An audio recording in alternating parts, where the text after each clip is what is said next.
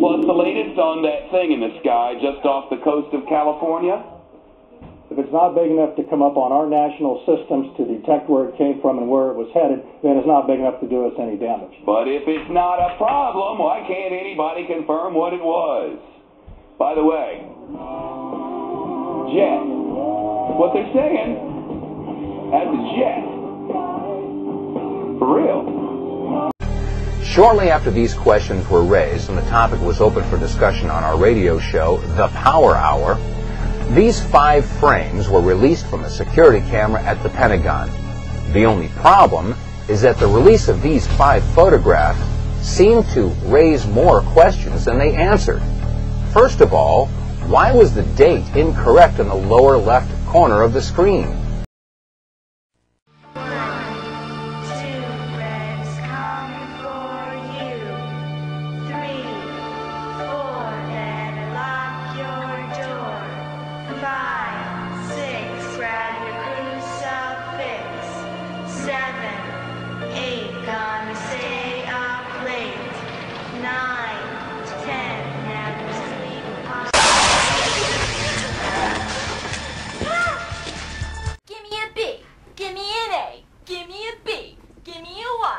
What's that spell?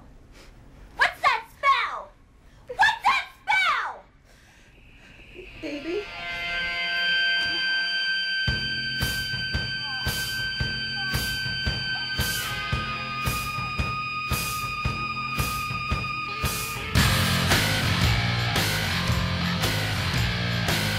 It's a plan to put a secret Muslim in the White House to carry out the secret Muslimizification of America.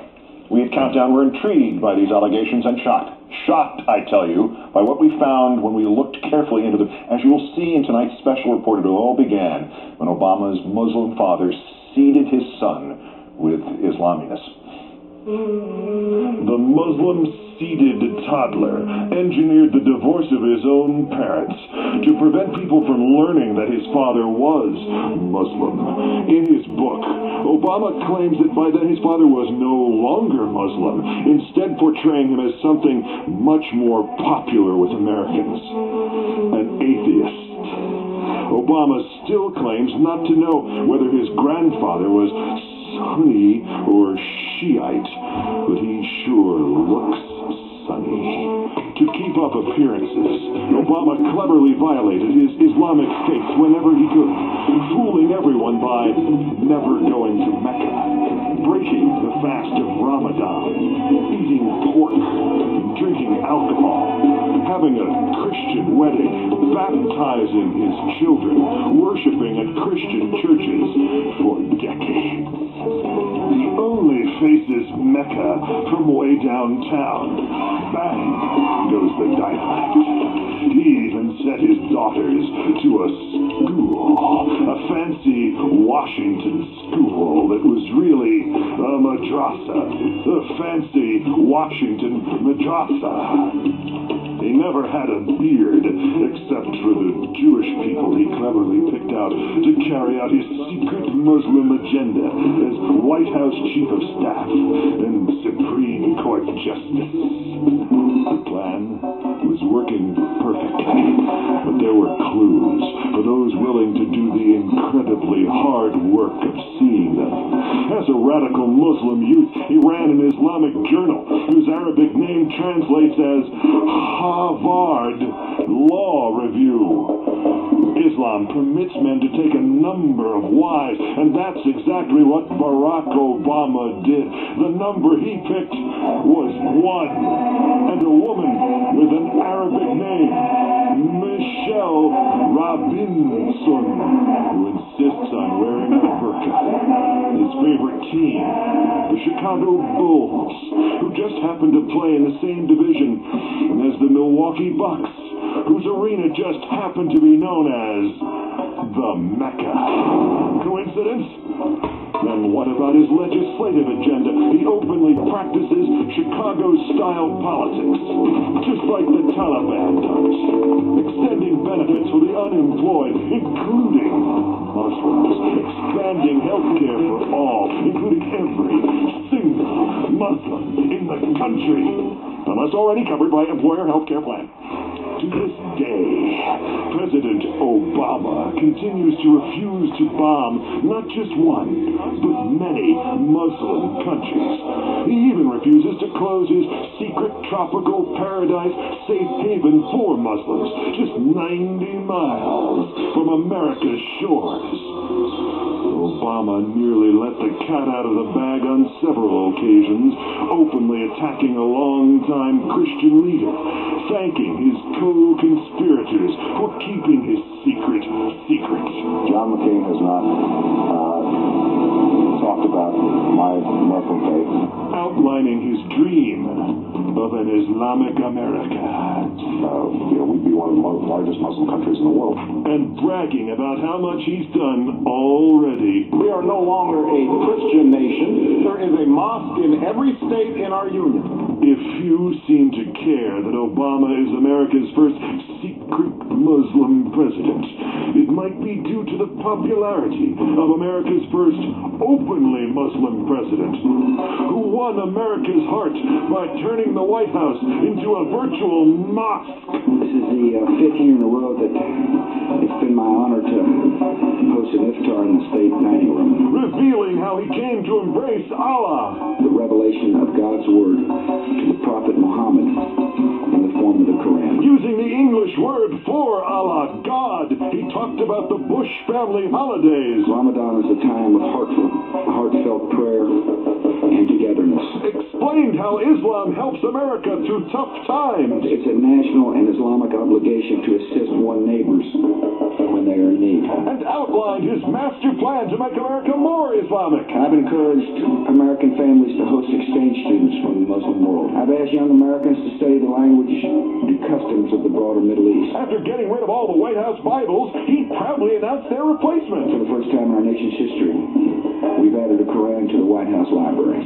So, the big mystery is not President Obama's secret Islamic faith, but why he won't simply admit to being the second Muslim commander-in-chief of the United States of Mecca. Assalamu alaikum. Islam is peace. Updating some of Fox top stories, the U.S. military is describing that as potentially a jet. It's scrambling to find out what that was in the skies over Los Angeles last night. A local CBS News helicopter captured this. What appears to show a missile, doesn't it? Or a rocket or something or other just north of Catalina Island. One senior military official says it was most likely a jet plane. Right now, Iraq is expanding and improving facilities that were used for the production of biological weapons. Saddam Hussein is harboring terrorists and the instruments of terror, the instruments of mass death and destruction. We cannot wait for the final proof, the smoking gun that could come in the form of a mushroom cloud. Our intelligence officials estimate that Saddam Hussein had the materials to produce as much as 500 tons of sarin, mustard, and VX nerve agent. Intelligence gathered by this and other governments leaves no doubt that the Iraqi regime continues to possess and conceal some of the most lethal weapons ever devised. Except for all the doubt. We also all know, including President Bush himself knowing, that when he assigned a study group to look for weapons of mass destruction after we invaded, the Iraq study group found nothing.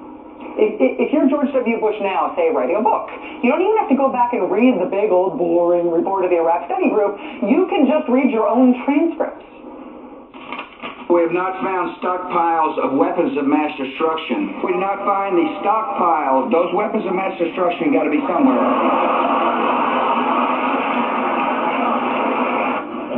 Nope, no weapons over there.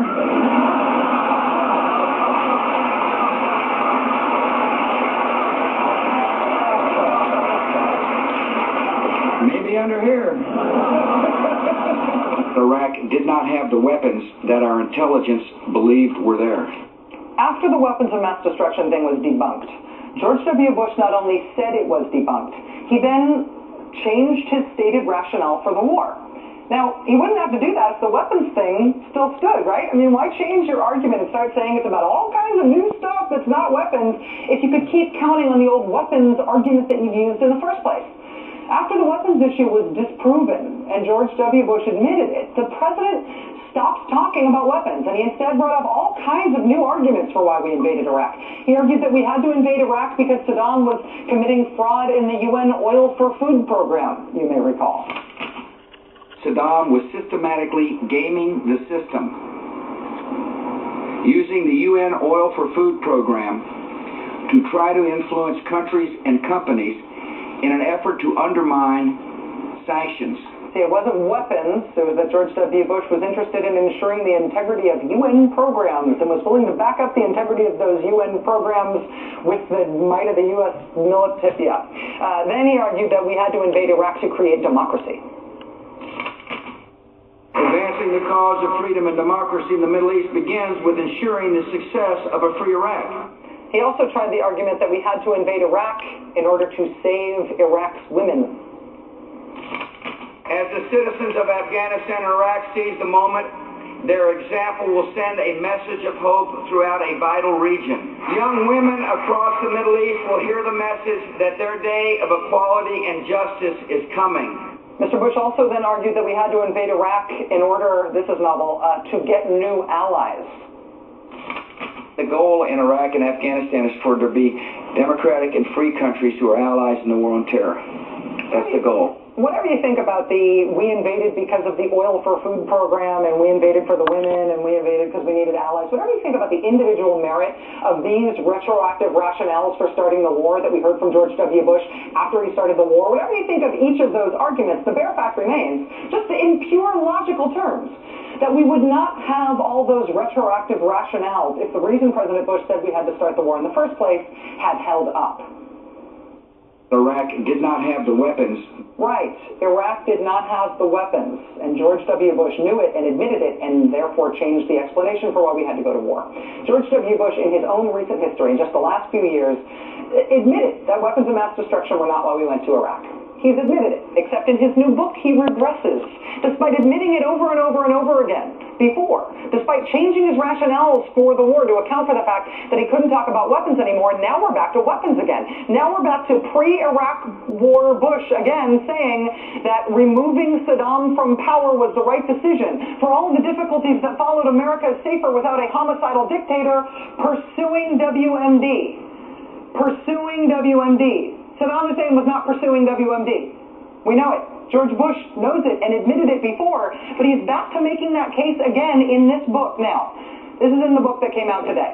That's why George Bush feels good about the Iraq invasion despite everything else that happened. I know he's the past president. I know this is a book tour. I know I'm never going to get to ask him this directly, and I know we're a different country now. But we're a different country now. Are we supposed to fall for this again? 2 years ago, George W. Bush said, "The true history of my administration will be written 50 years from now." Then he sat down to write his history of his administration. So, you can now buy this for $35. Or wait 50 years for the true story.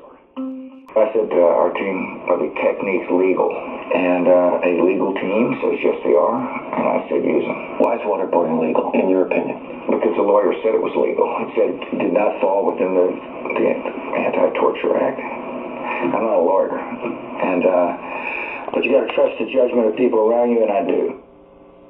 General, you don't have to be a lawyer to know that we have prosecuted people for waterboarding. We've court-martialed people for waterboarding in our history. How could he so easily arrive at the conclusion, listening to one lawyer, that that was not torture?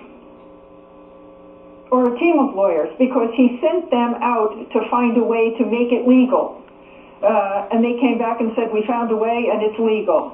And because all of them said it was legal, he said, "Okay, go ahead and use it." 183 times on one of those prisoners. What's the latest on that thing in the sky just off the coast of California? If it's not big enough to come up on our national systems to detect where it came from and where it was headed, then it's not big enough to do us any damage. But if it's not a problem, why can't anybody confirm what it was? By the way, jet. What they're saying, that's a jet. For real.